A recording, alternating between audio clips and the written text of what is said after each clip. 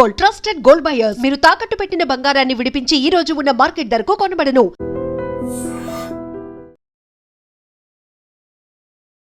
రైతులు ఎంతగానో ఎదురు చూస్తే రైతు భరోసాకి సంబంధించి మరోసారి సమీక్ష చేస్తున్నట్టుగా చెప్తున్నారు. ఎందుకంటే ఇప్పటి వరకు రైతు భరోసా ఎవరికి అందింది, అనర్హులు ఎవరైతే ఉంటారో వాళ్ళకు కూడా అందుతోంది అని పెద్ద ఎత్తున ఇంకా కూడా విమర్శలు అట్లాగే కంప్లైంట్స్ కూడా వస్తున్నాయట.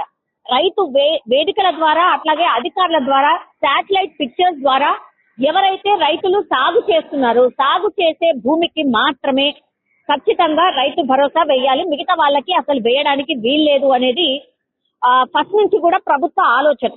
అందులో భాగంగా ఇప్పుడు జనవరి 15 అంటే సంక్రాంతి వరకల్లా ఖచ్చితంగా ఈ డేటా అంతా సేకరించి సమర్పించాలి. అసెంబ్లీ సమావేశాల్లో పూర్తి స్థాయిలో ఎవరికి ఇస్తున్నాం, ఎవరికి ఇవ్వట్లేదు, ఎందుకు ఇవ్వట్లేదు, ఇదంతా కూడా డిస్కషన్ పెట్టి అట్లాగే మిగతా ఎమ్మెల్యేలు లేవనెత్తేటువంటి అంశాలని కూడా క్లారిఫై చేస్తూ రైతు భరోసాకి సంబంధించి మరోసారి కొన్ని మార్పులు చేర్పులు ఉండబోతున్నాయి అనేది కూడా ప్రభుత్వ వర్గాల నుంచి అందుతున్నటువంటి సమాచారం. ఇది ఎందుకు అనంటే యాక్చువల్లీ గతంలో సాగు చెయ్యనటువంటి భూములకు కూడా ఈ రైతు భరోసా నిధులు అందినాయి. అవన్నీ కూడా వేస్ట్. ఎందుకు, ఎవరైతే సాగు చేస్తారో వాళ్ళకే ఖచ్చితంగా అందాలి, మిగతా వాళ్ళకి అందకూడదు అనేది ప్రభుత్వ సంకల్పంగా పెట్టుకుంది ముందు నుంచి కూడా. కానీ మొన్న రైతు భరోసా నిధులు అంటే లాస్ట్ టైం వేసినటువంటి రైతు భరోసా నిధులు కూడా కొన్ని సాగు చేయని భూములకు వెళ్ళాయి. ఈసారి అది కూడా ఉండకూడదు అని స్ట్రిక్ట్ గా గైడ్ లైన్స్ అట్లాగే అధికారులు ఆదేశాలు ఇచ్చినటువంటి సిచ్యువేషన్ అయితే కనిపిస్తోంది. అందులో భాగంగానే ఈ రైతు వేదికల ద్వారా వ్యవసాయ అధికారుల ద్వారా శాటిలైట్ పిక్చర్స్ ద్వారా క్లియర్ కట్ గా 1-2 సార్లు చెక్ చేసుకున్న తర్వాతనే ఎవరైతే సాగు చేస్తున్నారో వాళ్లకు మాత్రమే రైతు భరోసా నిధులు ఇవ్వాలి అనేటువంటిది ఇప్పుడు ప్రభుత్వం భావిస్తున్నటువంటి సిచ్యువేషన్. దీనికి ఎంత ఖర్చు అవుతుంది, ఎంతమంది అర్హులు అవుతారు, ఇదంతా కూడా లెక్క తేలిన తర్వాత సంక్రాంతి వరకల్లనే ఈ నిధులు విడుదల చేయాలని ప్రభుత్వం అయితే భావిస్తోంది.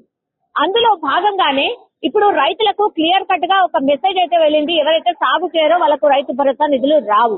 ఇది ఒకసారి గమనిస్తే కనుక ఇది మంచి నిర్ణయం. కానీ కొన్ని కంప్లైంట్స్ ఇవి కూడా ఉన్నాయి. అంటే ఎవరికైతే ఈ వాటర్ ఫెసిలిటీ ఉండదో వాళ్ళు సాగు చేయాలనుకున్నా సాగు చేయలేకపోతున్నారు. సో అట్లాంటి వాళ్ళని మినహాయించాలి.